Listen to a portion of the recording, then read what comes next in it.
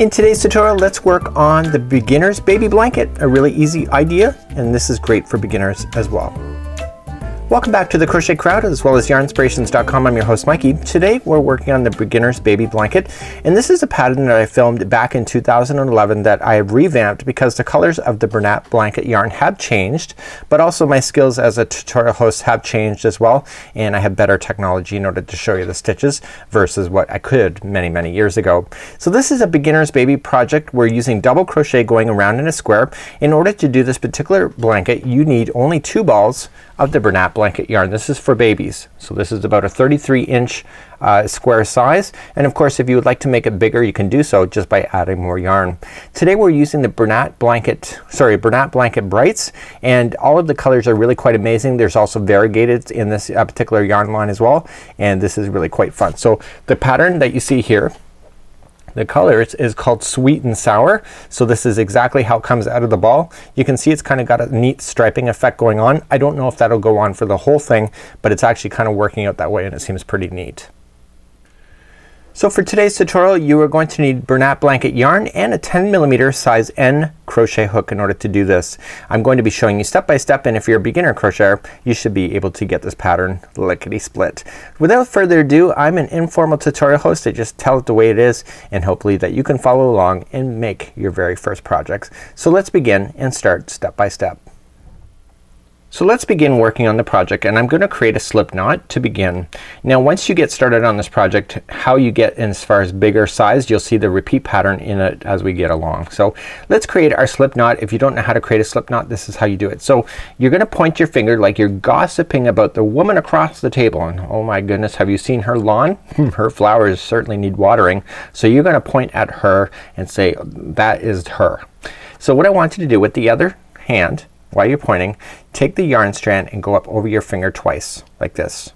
Okay, so this string over here is leading to the yarn ball and this is the end. So just point, okay, you're talking about her garden, and just go around your finger twice. Now lock everything in just by grabbing and pinching it.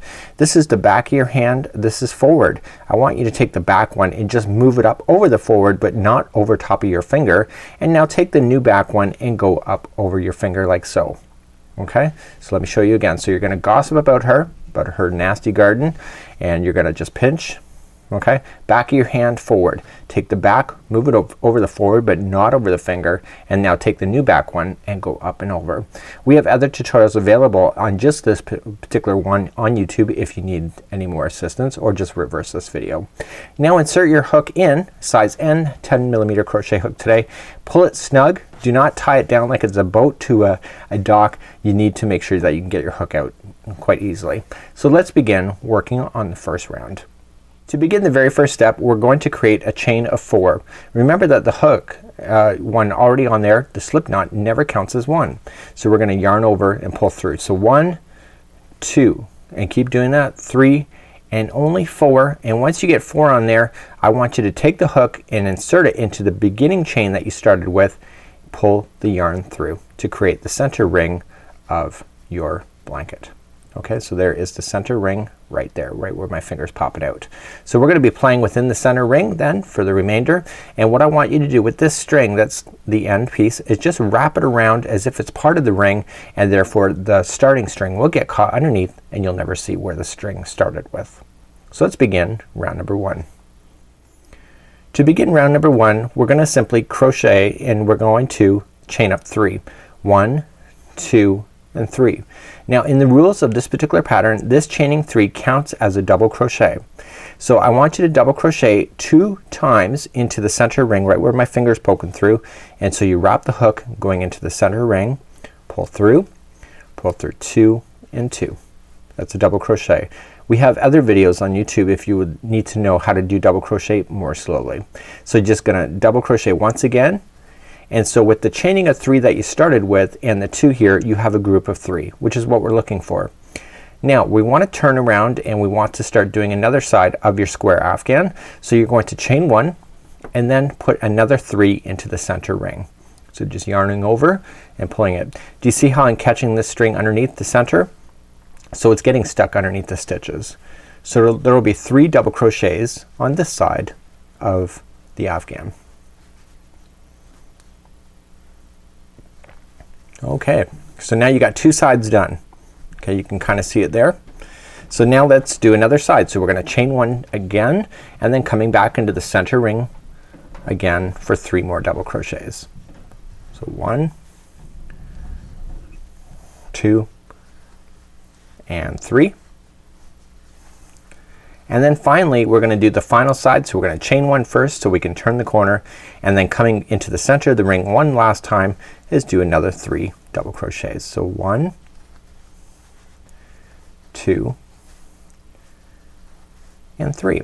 Now look at this whole round versus the size of my hand. This is how fast this afghan grows. So to finish off this round, you chain one first and then insert your hook into the top chain. Do not insert it into a gapping space where my fingers are going through. Go only into a chain. So just insert in, yarn over, pull through and through. So now you have all 4 sides, and on each one of the corners you have a chain one space. Let's move along to row number 2, but I'm going to get rid of this center one that's out hanging. That's extra string that was not buried in. So I'm just going to take my scissors and just cut it right down to the project, and you will never see where it stopped and started. So let's move along now to round number 2. In round number 2 and all other rounds, what we're going to do is build on the foundation of what is in the row below. So we all have corners, and then we have the spaces between the corners, which are these, and I slangily call that the runway. So you got to work it, girls, and then you get to the corner, you do your turn, and then you work it down the next one. So I call that the runway. That's just my own terminology. It's nothing official in any book.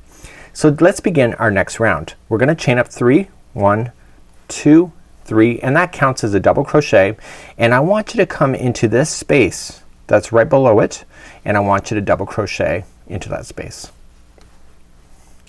So now what we're going to do on corners, there will always be the same thing. There will always be 2 double crochets, chain 1 and 2 double crochets. So in this case, because we're starting on this side of the corner, we're going to come back and finish the other side of this corner when we come back around. So what we need to do is that we need to put in a double crochet to every double crochet that's existing. So here's the first one right here. Can you see it? Just follow it straight down. And you're going to wrap the hook, and going into the first stitch you're going to double crochet. And then you're just going to keep moving down the runway and double crochet into each of the double crochets as you go until you hit the next corner. Okay, so I'm out of double crochets. Here's my next corner. So as the corners, remember there's 2 double crochet. Okay, and then we're going to officially do our turn. So that's a chain 1, and then coming back in we're going to do 2 more double crochets. So we've officially just made a new corner. So every corner going out to the whole project, regardless how big you make it, will always be the same. So now you have 3 double crochets here, so that means that you have 3 stitches of double crochets working along. I'm not even worried about counting how many there are. I'm just making sure that there's going to be 1 double crochet in each of the double crochet as I work along. So there's really no math to really figure out. So here it's on the corner, and it's going to be 2 double crochets, remember. And how do you turn the corner? If you said chain 1, go have yourself a cookie. That's right. And coming back in we're going to double crochet 2 more times. So every corner again is 2 double crochet, chain 1, 2 double crochet. Coming along then we have another section here, and again I'm just double crocheting into each. Now in this case, do you see how this is kind of protruding into it? If that happens because you've been working on the corner, just move it out of the way. Just pull it and it'll bounce back into proper position anyway. It's yarn. So you're just, if you cannot see the stitch, just pull on it and it will move the stitches out of the way for you. Okay, and now you're coming to a next corner. Corners, what are they? 2 double crochet, turn by chaining 1, and then 2 double crochet, all within the same space. So we're coming up on the final runway. You can kind of see that it's got some sides done, and so we've already turned the corner, so we're going to put 1 double crochet in each double crochet.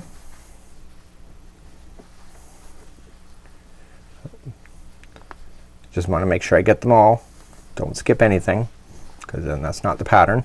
And then what's going to happen is that the final corner that you're running into is the first corner we started with. So 2 is already in, so we have to finish this corner by putting in 2 double crochet to start. We need to turn, so we're going to do a chain 1, Okay, so chain 1 and then just slip stitch it to the top of the beginning chain 3 that you started with, and then that completes that whole round, just like so. So you just have to use the same principle of going round and around doing the same thing. I'm gonna get you started on the next round. So now I'm gonna get you started on another round of using orange, and just for kicks I'm just gonna show you how to change color in the next round so that if you would like to make it multicolor you can. So you're going to start off this round by chaining 3. So 1, 2, 3. It's exactly how you did it before. Coming into this chain 1 space you're going to double crochet one more time. So that completes the first half of the corner. So now you're going to go all the way across until you hit the next corner right where I'm wiggling right there. So I can either count those stitches if I really wanted to, or I can just look at it and just say okay, every stitch needs a double crochet. So just put in a double crochet in each all the way across to the next corner. So this is one of those brainless patterns for us that are experienced at crochet. You can probably do this without even looking at your work, and this is also a great pattern for those that are beginning crochet because the stitch work is nice and easy to see. The yarn is really thick. In crochet some of us really like to push ourselves, and then other times we just like to sit back and watch TV and not worry about what's in our hands too much. So now that I'm at the next corner right where my finger's popping out, so corners remember is 2 double crochet. Okay, followed by chain 1 and 2 double crochet. So what I want you to do is go all the way around on this, the remainder on this, and when I come back I'm gonna show you how to finish this round, and then I'm gonna show you how to change colors, just in case you'd like to do so. So I'm coming up all the way around the end. I can tell because this is starting in the first corner, so you can physically see that you are coming all the way around. So it's not something that's gonna surprise you or you're accidentally going to miss. So I'm just double crocheting into each of the double crochets all the way around, and then the final corner I restarted, remember, in the corner having 2. So the final corner I'm gonna finish it off with 2 double crochets followed by a chain 1. Sorry, 2 double crochets followed by a chain 1 now, and then I'm gonna slip stitch it to the top of the chain 3. So don't go into a gap, go right into a chain. So I'm now finished again. So if I want to continue this, just the same thing I already showed you, but what happens if you would like to change color? So what I would do to change color is cut it at about 8 inches, cut the string, and now take this string and pull it through all the way. And what I want you to do is take that straggler string and just going in and out of the loops of the stitches, just go in and out, and go about 2 inches if you can.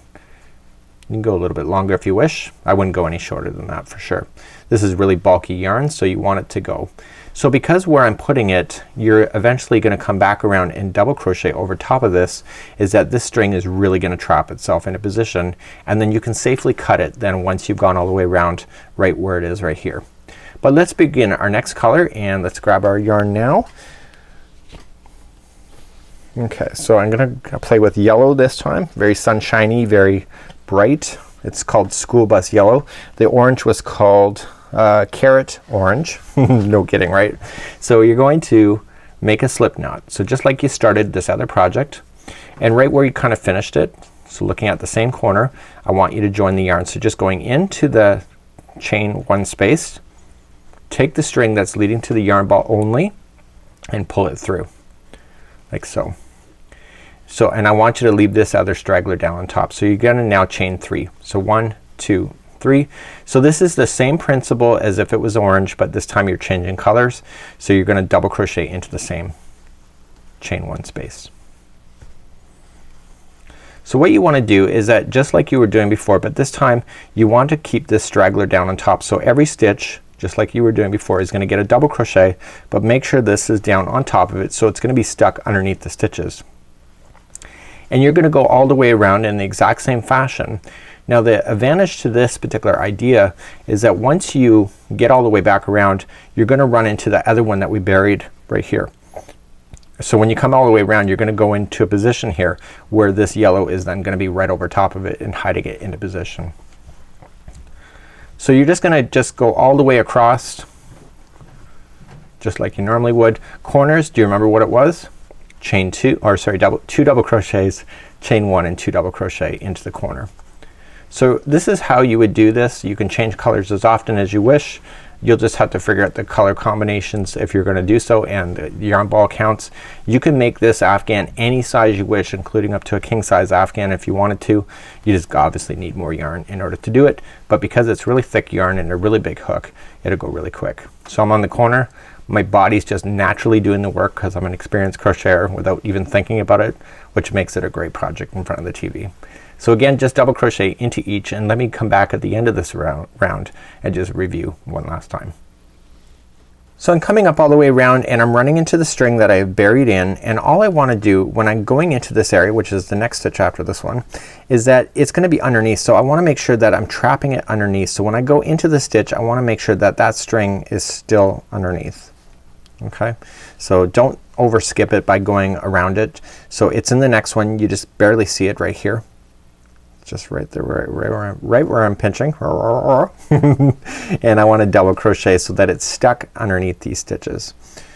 Okay, so it's getting right underneath, so I can safely cut it and you don't have to worry about it, which is a really neat idea. So I'm just going to go all the way to the end of the corner. Remember in the corner that when we did this, is that we already started off in the corner, so we just got to finish this corner.